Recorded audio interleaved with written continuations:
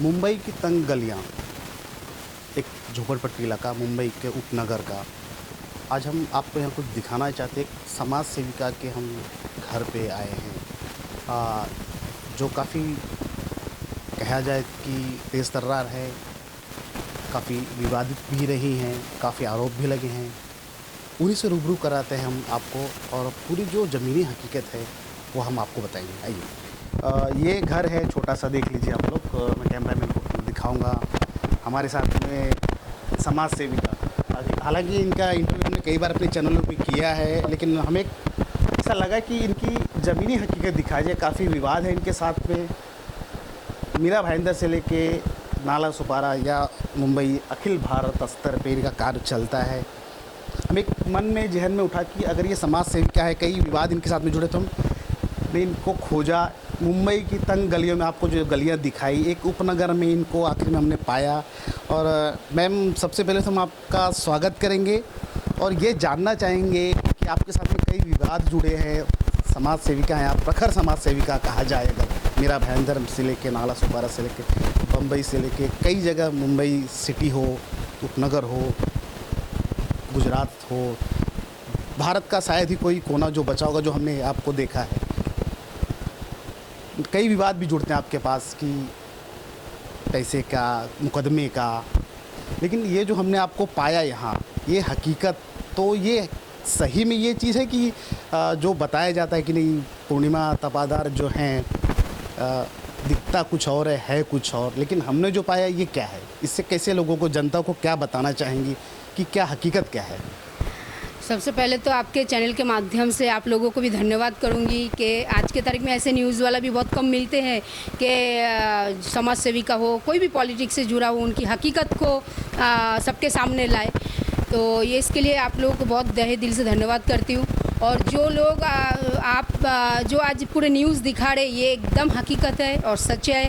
मेरा ऐसा ही जीवन यात्रा है। मैं ऐसा चौल के छोटा सा घर में रहती हूँ और मेरा हमेशा से दिल में यही रहते हैं कि जो मेरे पास आए, जो भी व्यक्ति, चाहे बूढ़े बुजुर्ग आए या युवा ग्रुप आए, महिलाएं आए, जो भी अपनी परेशानी को लेके आए, मैं उनके साथ खड़ा हो पाऊँ और उनके न्याय के लिए मैं आवाज़ उठा पाऊँ और उनको न्याय दे पाऊँ। और सबसे बड़ी बात, उनको न्याय देते देते समाज में जो उस विषय के ऊपर मैं काम करती हूँ, समाज से उस क्राइम को भी मैं कहीं ना कहीं पे थोड़ा सा, पूरा तो मैं कंप्लीट कभी भी बंद नहीं कर सकती हूँ, मैं कहीं ना कहीं थोड़ा बहुत उस क्राइम को मैं रोक पाऊँ, यही मेरा उद्देश्य रहता है। सवाल जो मन में आता है कि आप महिला समाज सेविका बहुत महिलाएं कम देखी जाती हैं, और जो समाज सेविका जो कल्चर है हमारे इंडिया में, देखा है हमने कि बड़ी बड़ी गाड़ियाँ से उतरती हैं, बड़े बड़े उनके घर रहते हैं, लेकिन आपको देखकर ऐसा लगता नहीं कि आप एक बहुत बड़े आशियाने में हों। कैसे मैनेज कर पाती हैं? तमाम आरोप भी लगते हैं कि नहीं, ऐसा है वैसा है। देखिए, इसमें तो बहुत बातें हैं, लेकिन उसमें शॉर्ट में बताती हूँ। आज मेरा 18-20 साल का जीवन है, मेरा समाज सेवा का जीवन है, 18 से 20 साल करीब। और 18 साल तो मुझे लगता है मैंने मीरा रोड की काशी मीरा क्षेत्र में दिया है। और जो काशी मीरा क्षेत्र से लोग जुड़े हैं, कई लोगों को मालूम है, कई लोगों को मालूम नहीं है। मेरे ऊपर तो एक समय बहुत जुल्म हुआ। मैंने आश्रम खोला, उस आश्रम को भी गुंडागर्दी करके बंद करवाया गया। मेरे परिवार के ऊपर हमला हुआ, मेरे खुद निजी जीवन के ऊपर हमला हुआ। कारण एक ही था कि मैं जो बाबा साहब का नाम लेके, बाबा साहब के विचारधारा पे मैं जो एक समाज सेवा का रूप देती हूँ जीवन, कहीं ना कहीं पे वो मुझे स्टॉप कराने के लिए बहुत जुल्म हुआ। किंतु मैं उस जुल्म को भी ऐसा नॉर्मली मैं किसी के सामने अपना जुल्म जो मेरे साथ में हुआ है वो मैं कभी दर्शाया नहीं, कभी दिखाया नहीं। यहाँ तक कि प्रशासन को छोड़ के मैं कहीं किसी के पास में मेरे जुल्म का बात मैं लेके नहीं गई। मैं न्याय नहीं मांगा तो मैं संविधान के पास, प्रशासन के पास। तो बहुत लोगों को मालूम नहीं है मैं कौन से दौर से गुजर के भी आज भी मैं लोगों के लिए काम कर रही हूँ और आगे भी करूंगी। जब तक मेरा सांस है, मैं जब तक मैं जिंदा हूँ, मैं लोगों के लिए काम करूंगी और 100% बाबा साहब की विचारधारा को सामने रख के, संविधान को ध्यान में रखते हुए, प्रशासन को साथ में लेके मैं काम करूंगी। बस यही मेरा मंशा है। अभी आपने बताया कि बाबा साहब के संविधान में आपकी गहरी आस्था है।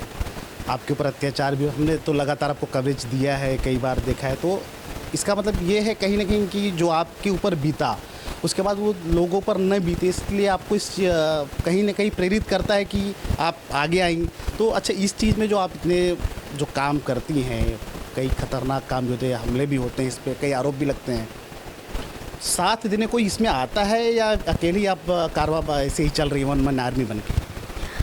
देखिए, सही बात है। मैं अभी आपको मैं छोटा सा एक बात बताता हूँ। ये 2012-13 की बात है। मीरा रोड हाट के सत्रों में मैं पूरी दारूबंदी मैंने करवाई थी। और जो दूसरी बात मैं आपको बता रही हूँ, मैं किसी के पास नहीं जाती हूँ कि मैं ये खतरे से चल रही हूँ, आप मेरी मदद करो, आप मेरे साथ में चलो। क्यों? मुझे मालूम है मैं बहुत एक खतरे का सामना करने जा रही हूँ, किंतु मुझे उस चीज़ की बहुत अहंकार है। महाराष्ट्र के पुलिस और हमारे काश्मीरा क्षेत्र की पुलिस मुझे हर समय पे मुझे साथ दिया है। जब मेरा थाना जिला में जब डॉक्टर महेश पाटिल जी एसपी थे, उनके नेतृत्व में, उनके सहयोगिता से मैं मीरा रोड में कई जगह पे दारूबंदी करवाई थी। दारूबंदी नहीं, मतलब फिनिश करवाई, जैसे हट केस हो गई, सिल्वर सरिता हो गई। ये सारे विषय की आपको डॉक्यूमेंट्री काश्मीरा पुलिस में मिल जाएगी, जो मैं लिखित में किया था। और मुझे संविधान के ऊपर इसलिए पूरा भरोसा है। और मैं ये एक मैसेज भी समाज में देना चाहती हूँ कि देखिए, आज मैं लोगों को लेके आऊँ, कोई भी इंसान आज मुफ्त में आएंगे नहीं, उनको पैसा दे के लेके आना पड़ेगा। किंतु पैसा दे के जो लोग आते हैं उनकी समर्पण कम होता है, वो समय का हिसाब करते। किंतु अगर वही चीज़ अगर सही तरीके से हम प्रशासन के माध्यम से समाज में काम करें तो आगे के जेनरेशन पे बहुत अच्छा एक मैसेज जाएगा कि समाज में काम करो, बहुत अच्छा है, लेकिन प्रशासन को, संविधान को साथ में लेके करो। यह नहीं कि आप कुछ लोगों को बोलते हैं ना, पैसा दे के लेके आओ या किसी को ज़बरदस्ती लेके आओ। मैं उस चीज़ से ज़्यादा बिलीव नहीं करती हूँ। मैं ये बिलीव करती हूँ कि आप प्रशासन के माध्यम से और एकदम सिस्टमेटिक कानूनी तौर पे अगर आते हो तो आप थोड़ा समय लगता है उसमें सक्सेस होने में, बहुत उतार चढ़ाव आता है, बहुत ठोकर खाना पड़ता है, लेकिन एंडिंग में आपको सक्सेस मिलता ही है। जाते जाते एक सवाल ये है कि महिलाओं पर जो हिसाब से अत्याचार देश में काफ़ी बढ़ा है, और आप तो महिला खुद भी हैं, आपके ऊपर भी इतना ये होने के बाद भी आप एक सॉलिड बनकर उभर के समाज में आई, काफ़ी काम किया आपने, काफ़ी लोगों की धमकियाँ भी मिली आप लोगों को, आपके ऊपर हमले भी।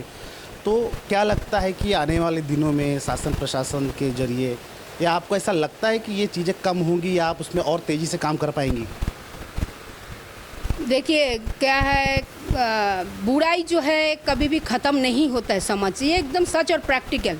किंतु आपकी एक लड़ाई अगर सही ढंग से होता है, प्रशासन को साथ में लेके, मैं बार बार बोलती हूँ, प्रशासन को साथ में लेके, संविधान को मानते हुए अगर आप सही ढंग से उस चीज़ को फॉलो करते तो बहुत हद तक इस क्राइम को रोका जा सकता है। आप लोग जानते हैं कि मैं मीरा रोड में कई ऐसे क्रिमिनल्स के ऊपर मैंने कलम दर्ज कराई हूँ, बहुत क्रिमिनल्स के ऊपर मैंने प्रशासन के माध्यम से एक्शन करवाई हूँ। मैं चाहती तो कोई भी नेता के पास जाके इन लोगों के ऊपर, लेकिन मैंने प्रशासन का रास्ता क्यों अपनाया? क्योंकि देखिए, एक तरफ से एंडिंग में जाके आपको कोर्ट में जाना पड़ेगा, एंडिंग में पुलिस ही है सब कुछ।